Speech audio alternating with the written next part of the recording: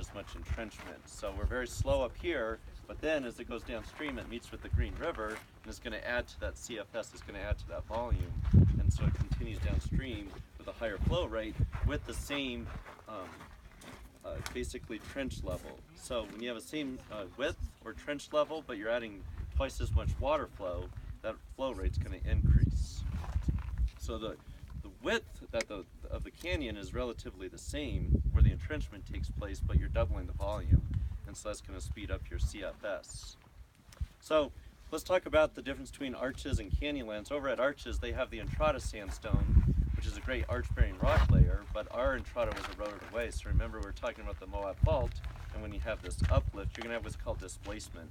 So we rose up, and over at Arches, they collapsed. We used to be at the uniform rock layer, but then we have a 2,000-foot slip that took place.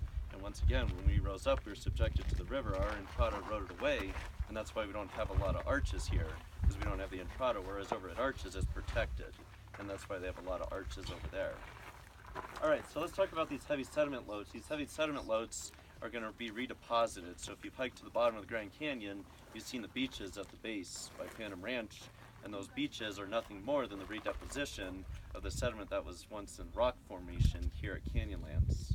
So these sand grains are very interesting. They go from rock formation to being suspended, they're loose, and being redeposited as beach sand, but then eventually it's going to be transported downstream to the Sea of Cortez, and out of the water in the ocean, the Sea of Cortez is going to leach out a cementing agent, either quartzite or calcium carbonate, and it's going to re-solidify those sand grains, turning it back into rock.